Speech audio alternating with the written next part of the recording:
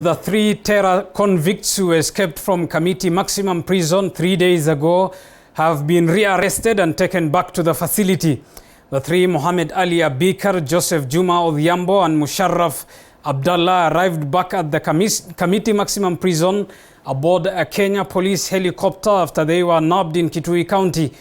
Meanwhile, 6 senior prison officers, including the Kamiti Prison boss and his deputy, will remain in police custody until Monday, when they will know their fate, if they will be released or detained for 30 days, as requested by the Directorate of Criminal Investigations.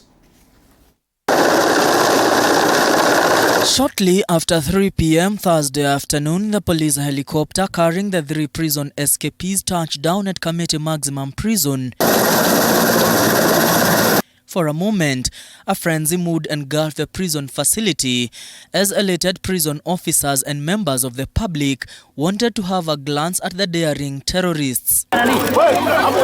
One by one, the trio was brought down the helicopter and bundled into the waiting police Land Cruiser and were immediately whisked away by anti-terror police. According to the Inspector General of Police Hilary Mutiambai, they were nabbed deep in the bushes at Endau Village, Kitui County. The three are believed to have been finding their way to Garissa County and later to neighboring Somalia.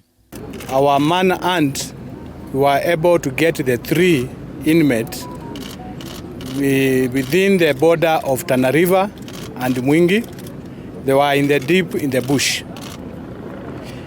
Our assessment, these people were moving towards Garissa and maybe finally to cross to Somalia. According to Interior Cabinet Secretary Dr. Fred Matiang'i, the 3 were successfully arrested after police obtained intelligence reports from the members of public. Matiang'i says a multi-agency team from the security sector worked around the clock to ensure they were apprehended.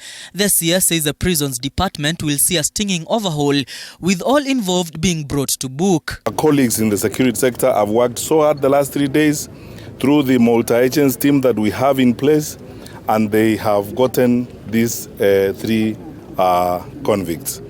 Now, the real work begins. What happened here on Monday was a very rude awakening that there are sudden lapses that we need to deal with. The Interior Ministry says the country experienced great anxiety because of the security lapses at the Kamiti Prison. Matiang'i vowing all prison officers incarcerated in involvement to aiding the jailbreak will be brought to book. The mistakes that were committed here on Monday are unforgivable.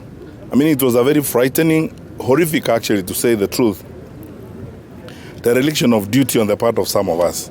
And we have had a meeting with the officers. You know what His Excellency the President did yesterday in ensuring the changes were done. We now have a total of 9 officers in custody, and they're going to be charged in a court of law. And we will also charge these inmates fresh for trying to escape from here. Raising the question of whether this court has competent jurisdiction. Earlier in the day, a hot exchange at the Kahawa Anti-Terrorism Court ensued between the prosecution and the defense when 6 senior Kamiti Prison officers were presented in court. The 6, who include Kamiti Prison boss Charles Mutembei and his deputy, are facing charges of aiding the convicts to escape. The defense argued that the court had no jurisdiction to adjudicate over the matter, which was declined by the presiding judge. In Kamiti Prison, the nearest court with jurisdiction is Kiambu Court.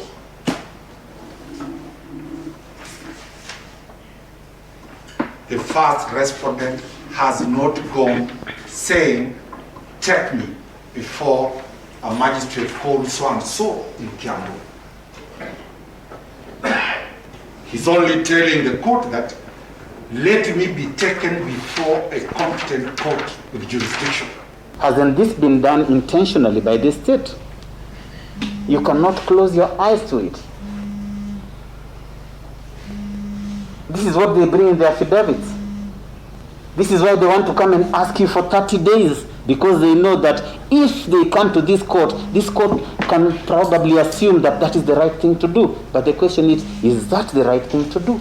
The 6 who have since been detained will on Monday know whether or not they will be released or detained for a further 30 days, as requested by the Directorate of Criminal Investigations. Following the arrest of the 3 most wanted terrorists, now focus will shift to the judiciary to see who will be convicted of those who aided these terrorists to escape prison. Also, Kenyans will be expecting to see if Kenyans who aided in reporting their whereabouts will be awarded with a 60 million bounty placed on the head of the 3 terrorists. Mwangi Maina, TV 47 from Kamiti Maximum Prison, Nairobi.